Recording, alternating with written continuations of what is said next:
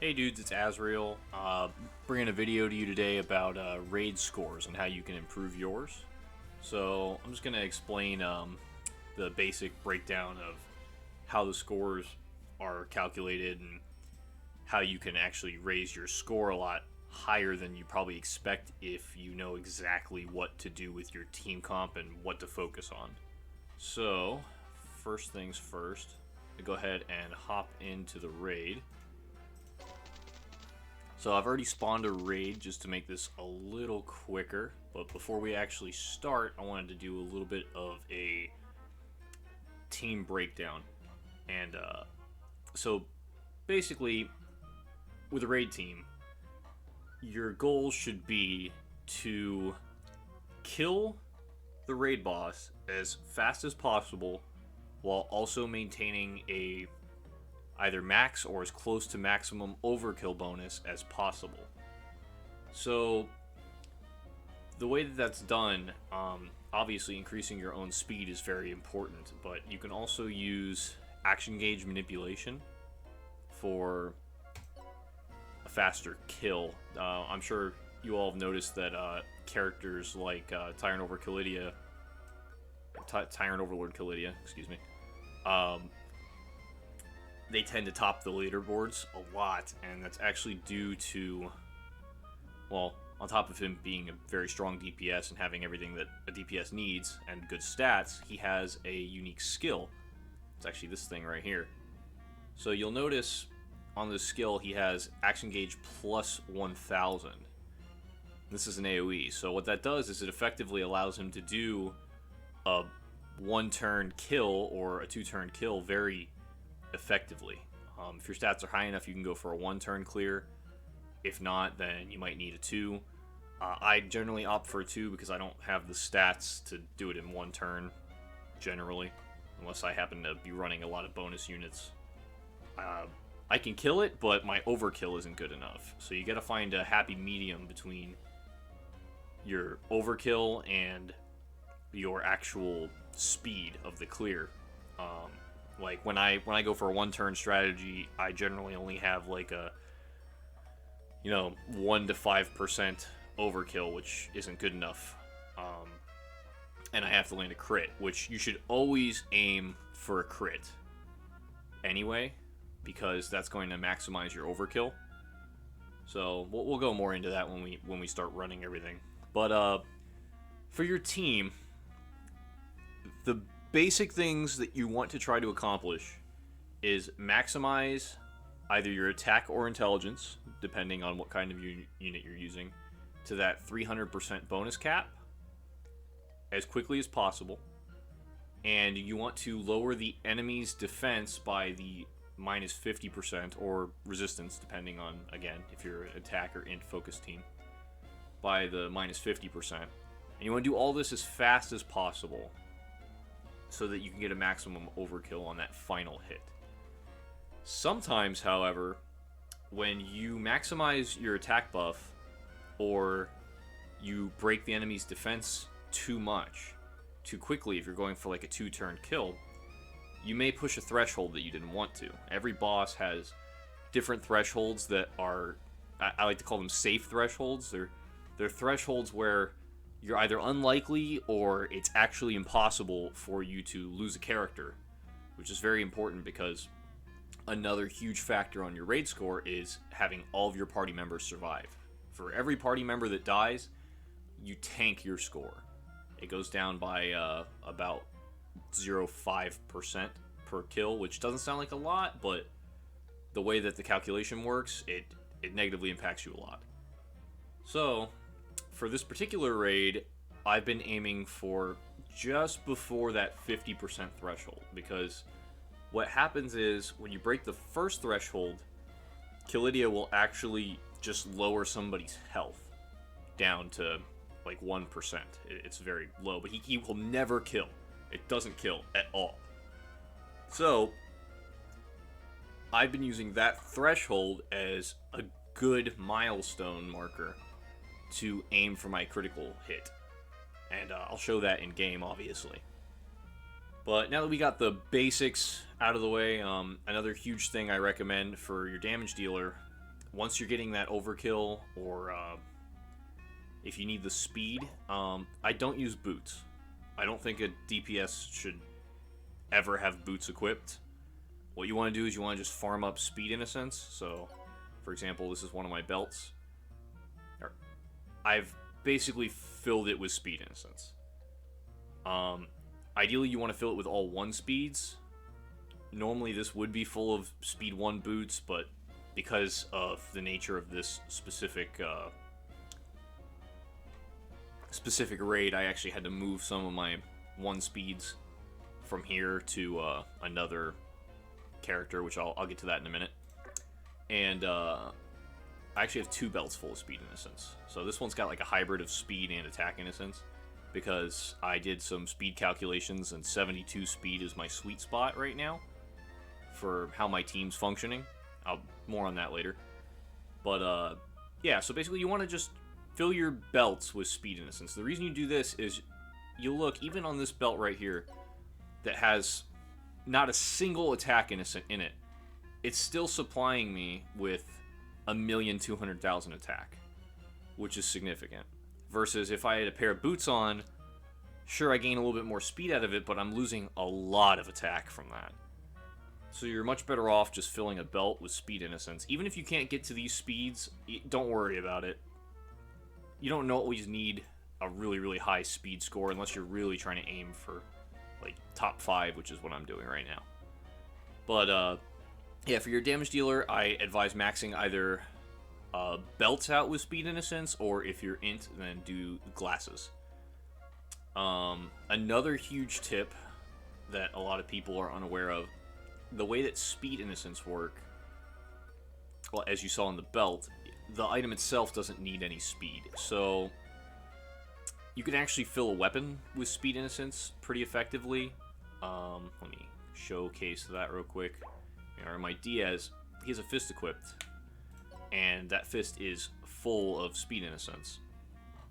And what this does is the weapon mastery of the character that has it equipped will actually go into the total for the speed and change it to basically, you get your weapon mastery bonus on speed. So normally I have this fist equipped to my Maiden Sicily, but I don't right now because of the nature of this raid specifically. You need, if you have 89 speed on Diaz, it's the exact speed you need to outspeed the Forget that the other Kilias put on, and the action gauge down, which both target your fastest character. And that's crucial for this raid because it'll speed up your clear time a lot if you can manage to get a character that's faster than them to get his whole turn off, getting his buffs or debuffs or whatever needs to happen from that character in before the Forget, so you're not stuck with a dead character that's doing nothing. So that's basically it for now. I'm going to go into the raid now, and we'll cover a little bit more of what's happening and what needs to happen actively while we do it. So let's go ahead and jump in here.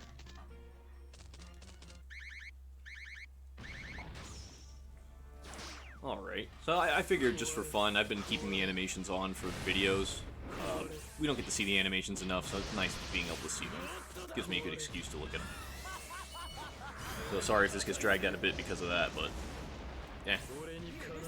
Anyway, you'll notice right here, my Diaz actually outsped. So he is just right before these guys. And these two are your problem children. They're the ones that are going to effectively ruin a run if you don't have a character that's fast enough.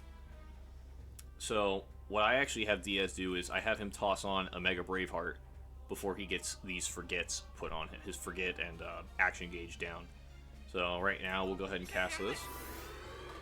After this gets cast, you'll notice both of them are going to target Diaz, like I said. He just got Forget on him, now he's going to lose his action gauge down, but he already had his turn, so the action gauge down actually doesn't matter that much. He already did what he needed to do, it's all out of the way. So next, normally what I do right here, I've tailored my damage basically, knowing how much attack I have. I've played with numbers. You're going to have to do this on your end. If your attack's higher than mine, you might not be doing the buff I'm doing right now. If your attack's lower than mine, you might need a better buff. and you might need to use a different character for that. But right now, I actually have Zeno Mao because of his forte. I can use him with Thunderlord Laharl, get all my buffs. So what I do actually is I don't armor break at all this first turn, because if I armor break this boss, I will do way too much damage, and I'm trying to aim for that sweet spot like I mentioned. So we're going to go ahead and just do a buff. This buff's party wide, but if it wasn't, just make sure you're targeting your damage dealer. And then here, I actually go for Thunderlord's Call. And that's actually not an attack buffing skill for anybody who doesn't use this character. The reason I do it is, again, as I mentioned earlier, your speed is crucial to a high raid score. And what this does is it actually buffs your party's speed, and it increases his own action gauge. So it effectively gives him like half of an extra turn, which in this case works out perfectly for how my turn order ends up happening. But what we're going to do here is we're going to drop this Thunderlord's Call, and everybody's going to get a speed boost, just so we can push our raid score a little higher, because your speed really is the deciding factor after you've hit that max damage threshold. Characters that supply SP, like Maiden Sicily, are crucial to a high raid score. You need to get your attacks out as soon as possible. She's easily the best character for this right now, but if you're running a team like an Overlord Asagi comp, then you have all those 10 SPs from Ichu Salia, so you can manage if you're a monster-focused team. We get Amelia later, does very similar thing, but what Maiden Sicily does is she actually just straight up passes her SP over to whoever you target, and she also gives a small attack buff, 20%, not bad. It can be crucial if you're not hitting that 300% attack bonus that you need. So, if you look right here, at this moment, in the raid, if I open up my stats, I only have 169% attack on him, and again, I've put no defense downs. You might need to do this. I don't. My attack is pretty high. If I did it, then I would accidentally probably push his health down to probably right here, or even past this health bar, which is not what I want. I'm aiming for right here is my sweet spot. In between the first and second threshold marker, as close to the second as possible without going over it. That's crucial. So we're going to use our Revelio right here, which is the plus 1000 action gauge move, which again, this speeds up your clear time drastically, because you're effectively saving an entire turn. Normally you would have to AoE these mobs and get rid of them, then you can do your next attack, but as you can see, we can do basically 2 turns in a row. And this helps with your time a lot, because it doesn't care about how many actions, it only cares about the speed of the clear. And the speed is directly proportional to how many ticks goes by on the action gauge. So we're going to go ahead and use our single target, and this should put us just between that first and second threshold, unless it crits, and then it'll probably just kill him, which would not be very fortunate. See? Alright, so puts me right here. You'll notice he's going to hit. Doesn't matter who he targets here at this point. Anybody who gets hit by this attack is going to go down to 10% health, 1% health, whatever that percentage is. They won't die. Doesn't matter how much health they have. This could be, I could have a level 1 character on here, and if he used that, I'd be fine. Okay, so now that I'm in my sweet spot, I haven't pushed this threshold yet, I'm going to go for the kill. So we're going to go ahead and get all of our buffs in. Put it on here, so we're just going to attack.